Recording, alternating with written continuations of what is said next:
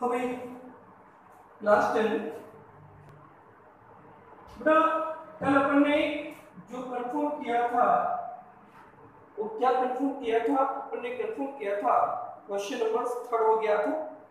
4th question में आपको एक उदाहरण एग्जांपल बता रखा है कि हम किस तरह दो दी गई बड़ी संख्या के लिए एचसीएफ निकालेंगे, यानी कि महत्तम समापवर्तक है। इसमें सभी पार्ट आपको पढ़ने, कोई प्रॉब्लम आती है तो पढ़ने के डिस्कस कर लेंगे। लास्ट क्वेश्चन पे बात करते हैं। लास्ट क्वेश्चन क्या है बेटा? समझे? अब इस पे क्या है? एचसीएफ ऑफ एचसीएफ नंबर है 408 और 103 का HCF 1032x minus 408 into 5 के रूप में तो कह रहा है x का मान। ठीक है, ये क्वेश्चन है। तो पहले में किसकी जरूरत है बेटा? इसके हल में देखते हैं। हल बेटा सबसे पहले में क्या करना है? इन दोनों संख्याओं का क्या निकालना है? महत्तम समापवर्तक यानी कि भाजक। तो कैसे निकालेंगे? हम जानते हैं यूक्लिड विभाजन प्रेमिका यानी कि लीमा से क्या जानते हैं? बड़ी संख्या क्या है? 1032 बड़ी है इससे 402। तो स्टेप फर्स्ट में 1032 लेफ्ट में रखेंगे, 402 लिखेंगे राइट में। अब आप इसको रफ में डिवाइड करके देखते हैं बेटा। यहाँ पे देखिए 4086 इसको डिवाइड किया 103 कितने बार जाएगा? 2 बार। 618 12 माइनस 6 यानी कि 6 आ गया। यहाँ पे क्या बचा? 1 आ गया। ये क्या बचा? 9 माइनस 8 यानी कि यहाँ पे देखिए ये 10 माइनस 8 यानी कि 216। तो ये कितने बार गया? 2 बार। और ये क्या आ गया? 216। तो इसमें क्या देख रहे हैं? शेष पर 0 नहीं आया। ये क्या है? Equal to B Q plus R का क्यू की वैल्यू 2 होगी, आर का मान 216। जब नहीं आया तो हम इसमें जाएंगे, स्टेप नंबर 2 में जाएंगे। लेफ्ट को भूल जाओ, क्वेश्चन भूल जाओ। 2 नंबर बची 408 और दूसरी क्या बची? 216। कितने बार? 216 से बेटा 408 को भाग देंगे, कितने बार जाएगा? एक बार। 2 आ गया, 9 आ गया और 1, तो एक बार गया। शेष पर आ गया 190। फिर देख रहे हैं आर का मान 0 के बराबर नहीं है, तो हम इसमें चले गए स्टेप 3। किसको किसको भूल जाओ? इस लेफ्ट को भूल जाओ, इस तरफ बाएं तरफ, और इसको 2 नंबर बची 116, ये 192। अब 192 को 116 से 192 से 216 का भाग दिया, एक बार जाएगा 192। 6 माइनस 2 कितना बचा? 4। यहाँ पे क्या हो गया? 11 माइनस 2 यानी कि 2। तो जब एक बार गया तो शेष पर क्या आ गया? 24। अब यहाँ भी आर का मान 0 नहीं हुआ, तो हम इसमें पहुंच गए चौथे स्टेप। लेफ्ट भूल जाओ, ये भूल जाओ। 192 ये 24 कितने जान जाएगा? 8। 8 को 32 और 16 और 19 ये क्या हो गया? तो आर का मान क्या हो गया? 0। जैसे ही आर का मान 0 हो गया तो इसका मतलब एचसीएफ कितना हो गया बेटा? यानी कि इसका मास जो महत्तम समापवर्तक है वो क्या निकला? 24। अब जैसे ही 24 आया तो ये तो मास निकाल, ये महत्तम समापवर्तक निकालने की यूक्लिड विभाजन प्रेमिका। अब इसके बाद में कह रहा है इसको इस रूप में लिखा जाए तो x का मान कितना होगा? तो देखो जरा, बहुत ही सरल तरीके से हो सकता है। ये x है, ये 5 को भी हम प्रेस कर दे, यहाँ पे क्या दे y, बोल दे x और y दोनों बताओ। ठीक है, तुम ऐसी कंडीशन बता रहे हैं, एक नंबर पूछे या दो पूछे, दोनों हम इससे निकाल सकते हैं, ऐसी मैं कंडीशन आपको बता रहा हूँ। ठीक है, तो देखें अब कैसे निकालेंगे बेटा। इसको निकालने के लिए आप लास्ट वाइज को भूल जाओ और थर्ड स्टेप से देखो। थर्ड स्टेप में क्या था, 24 इक्वल टू यहाँ पे क्या लिख सकते हैं, तीसरी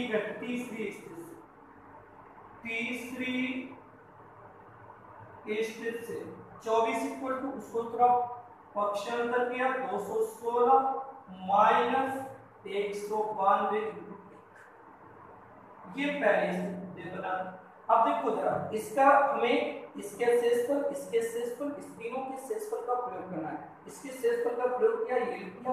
अब इसके शेषफल के प्रयोग करें तो 192 का मान 192 को क्या हो जाएगा, इसे निकालते हैं कितना हो गया, 408 माइनस 216 इंटू ये मान इसमें रख देते हैं तो 24 इक्वल टू 216 माइनस 192 के प्लस पे क्या लिखूं, 408 माइनस 216 इंटू और यहाँ पे क्या गया, देखो 24 equal to 216 minus 408 into minus minus क्या हो गया प्लस 216 इंटू। अब देखो 24 216 ये 216 ये है, दोनों से 216 कॉमन हो गया, क्या बचा 1 प्लस माइनस क्या हो गया 401 तो 24 इक्वल टू क्या हो गया 216 इंटू 2 माइनस 408 इंटू 1, इससे दे दिया समीकरण। अब देखो एक्चुअल में इसका प्रयोग कर लिया, इसका प्रयोग क्या किया 216 तो 216 इक्वल टू क्या लिख सकते हैं, 216 का मान 132 माइनस 408 इंटू 2 ये मान इसमें रखते हैं तो 24 बराबर 216 के प्लस पे 1032 माइनस 408 इंटू 2 और यहाँ पे क्या था 2 माइनस 408 इंटू। देखो जरा 2 का मतलब केवल एक बार एक चीज से गुणा होगा ऐसा नहीं, इससे अलग करें ऐसा ये चीज गलत हो जाएगी, इस 2 से ही केवल गुणा करेंगे तो 24 बराबर 1032 इंटू 2 माइनस 408 और 2 4 ये क्या हो गया minus 408 into 24 equal to 132 into 2, इन दोनों से क्या कॉमन हो गया 408 और यहाँ पे क्या आ जाएगा 4 प्लस तो 24 का मान कितना हो गया 132 इंटू 2 408 इंटू 5। अब देखो ये हमारे पास क्या था एचसीएफ, तो एचसीएफ किस रूप में आ गया 132x माइनस 408 इंटू क्या था 5। अगर आप तुलना करोगे तो x की प्लेस पे क्या है 2, ये x का मान हो गया। ठीक है, इस तरह बेटा ये हमारे पास एक संख्या हो या दो संख्या हो, दोनों चीजों के बारे में हम इससे याद कर सकते हैं। ठीक है, अब जरा हम इस पे बात करते हैं बेटा, ये अपना कंप्लीट हो गया, लास्ट क्वेश्चन था। अब नेक्स्ट लास्ट क्वेश्चन था, इससे 2.1 अपनी कंप्लीट होगी। अब नेक्स्ट हम किस पे बात करेंगे, एक है फंडामेंटल थ्योरम ऑफ अरिथमेटिक, मतलब आधारभूत प्रमेय।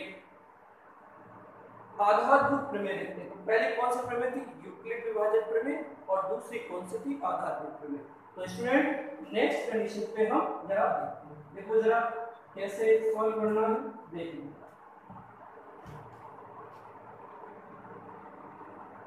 समय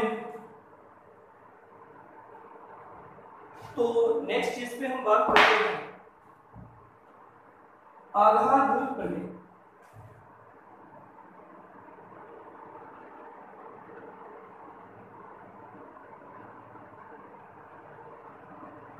आधारभूत देखो दो तरह की होती है संख्या, एक होती है अभाज्य संख्या, दूसरी होती है भाज्य संख्या।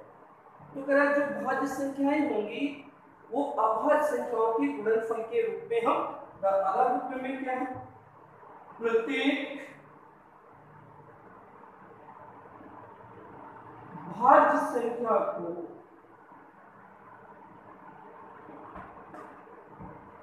अभाज्य संख्या के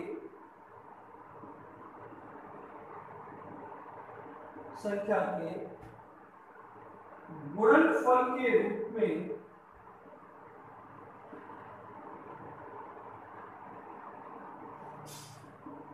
लिखा जा सकता है। ठीक है, अब भाज्य क्या होते हैं? जो केवल खुद से भाग जाए या एक से भाग, जैसे 2, 3, 5। तो तरह कोई भी संख्या है उसको हम, जैसे 36 है तो इसके हम गुणनखंड करेंगे 2, 18, 2, 9, 3, 3, 9। तो तरह इसको अभाज्य संख्या के रूप में लिख सकते हैं। तो ये 2 की पावर 2 और क्या आ जाएगा 3 की पावर। ओवरऑल क्या है, प्रत्येक अभाज्य संख्या को हम भाज्य संख्या के गुणनफल के रूप में प्रदर्शित कर सकते हैं। अब बेटा इसकी सहायता से हम एलसीएम और एचसीएफ, लघुत्तम समापवर्तक, और एचसीएफ अधिकतम समापवर्तक यानी कि मैक्सिमम समापवर्तक दोनों ज्ञात करते हैं। इसके लिए इसमें क्या होता है, एचसीएफ में जो सभी में कॉमन होते हैं, उभयनिष्ठ होते हैं, केवल उनकी संख्या को हम बोलते हैं मैक्सिमम समापवर्तक। और एचसीएफ का मतलब हम सारे अभाज्य गुणनखंडों को लिखते हैं, लेकिन जो सभी में कॉमन होता है उसको एक बार लिखते हैं। तो इसके एक फॉर्मूला होता है कि एलसीएफ इनटू एलसीएम, और क्या होता है, दोनों संख्याओं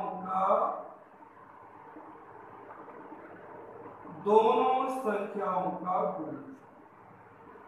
अगर आपका एचसीएफ और एलसीएम सही है तो बेटा इस फॉर्मूले को क्या करना चाहिए, सेटिस्फाई करना चाहिए। मतलब क्या हुआ, एचसीएफ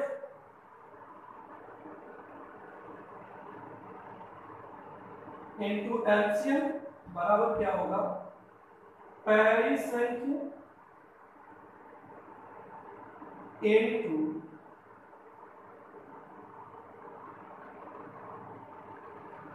दूसरी संख्या। ये फॉर्मूला यूज करें।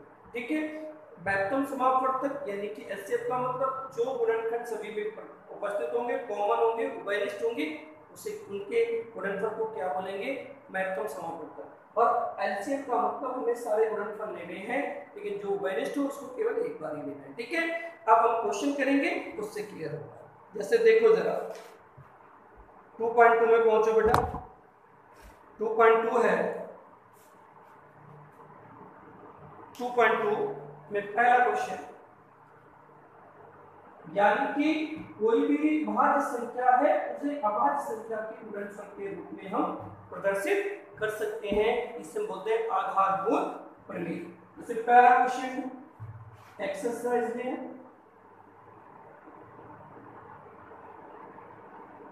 2.2 पहला क्वेश्चन कह रहा है इसको अभाज्य संख्या के गुणनफल के रूप में प्रदर्शित करें। अभाज्य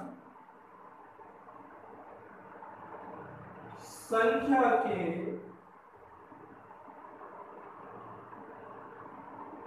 गुणनफल के रूप में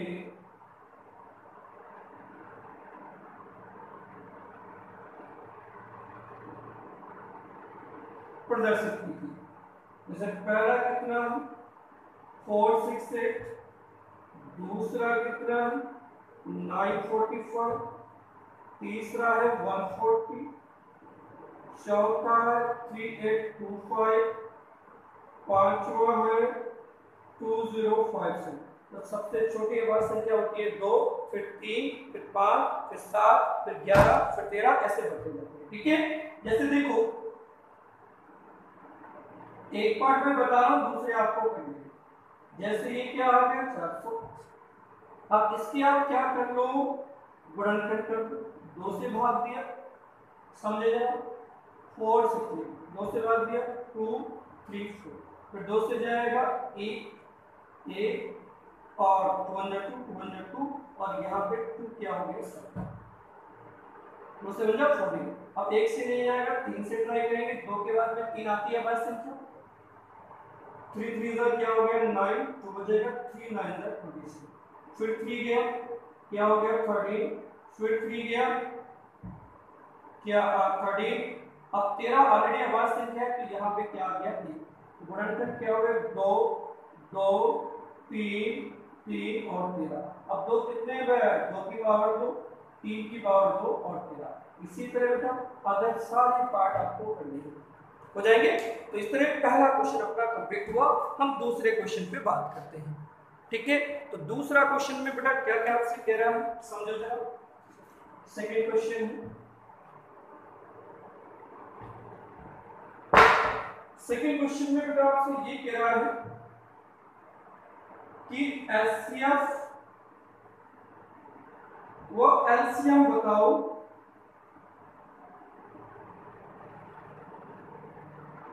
एचसीएफ और एलसीएम बताओ तथा HCF LCM into HCF equal to पहली संख्या इनटू दूसरी संख्या की जांच कीजिए। जैसे इसमें देखिए पहला पार्ट दे रखा हूं 96 है और दूसरी संख्या कितनी है 404। अपने दोनों निकालने तो इसके लिए पहले भी गुणनखंड कर लेते हैं। तो 96 में देखो गुणनखंड क्या होगा 2 4 8 2 24 2 12 2 6 2 3 और 3। तो गुणनखंड क्या हो गया 2 इंटू 2 इंटू 2 कितने बार गया 5 बार और फिर क्या आ गया, ठीक है। अब दूसरी संख्या पे बात करते हैं। देखो जरा दूसरा क्या था हमारे पास 404। तो 404 पे जब हम बात करेंगे तो 2 से भाग दिया 2 और 2 से भाग दिया 1 और 1, फिर ये ऑलरेडी प्राइम नंबर है यानी कि बाद से इसके गुणनखंड क्या हो गया 2 इंटू 2 और 1 से। अब जब HCF and maximum sum of बढ़तर की बात करेंगे तो दो चीजें कॉमन है, एक तो ये कॉमन है दूसरा ये, तो इन दोनों को लिख दिया तो वेरिएंस क्या थे 2 और 2, तो एचसीएफ कितना हो गया 4, ठीक है। अब एलसीएम की जब बात करेंगे तो देखिए जरा एलसीएम में दोबारा फैक्टर लिखिए 2 इंटू 2 इंटू 2 इंटू 2 5 बार और 3। अब इसमें 404 के लिखेंगे तो क्या हो गया 2 इंटू 2 और 1 से 1, एक तो ये कॉमन हो गया दूसरा ये कॉमन हो गया। तो आप कैसे लिखोगे इसको 2 इंटू 2 कॉमन हो गया, बचे कितने 3 2 बच गए, कॉमन वाला एक बार लिख दिया, उसके बाद 1 2 3 ये बच गए और क्या बचा 3, फिर क्या बचा 101। सभी का गुणनफल कर लेते हैं। देखो 2 2 4 2 8 2 16 2 32 और 32 और ये कितना हो गया 303। इसका बेटा गुणनफल करेंगे 3 2 6 0 3 2 6 3 3 9 0 3 6 9 6 9। तो गुणनफल इन सब का आया 9 6 और 9 6। तो इसका एलसीएम लघुत्तम समापवर्तक निकालिए। अब हमें वेरीफाई करना है यानी कि चेक करना है, तो क्या चेक करना है एलसीएम एचसीएफ, क्योंकि अगर ये दोनों बराबर आ गए लेफ्ट और राइट तो इसका आंसर राइट है। HCF into LCM equal to क्या था पहली संख्या इनटू क्या था दूसरी संख्या।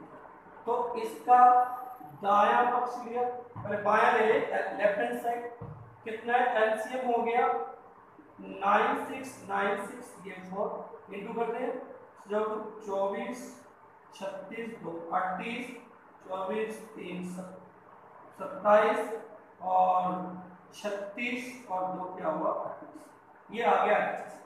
आप क्या लेते हैं बेटा RHS लेंगे। तो पहली संख्या क्या थी हमारे पास 96, दूसरी कितनी थी 404। तो इन दोनों का गुणनफल करके देख लेते हैं 24 2 24 मतलब 36 और 4 8 7 8 कितना आया 38784, मतलब दोनों तरफ कैसे है बेटा बराबर है। सो आंसर हमारा क्या है। तो इस तरह बेटा आप इसके जो सेकंड क्वेश्चन के बचे हुए पार्ट हैं ये करने हैं, बाकी के क्वेश्चन हम नेक्स्ट वीडियो में देखेंगे। Thank you.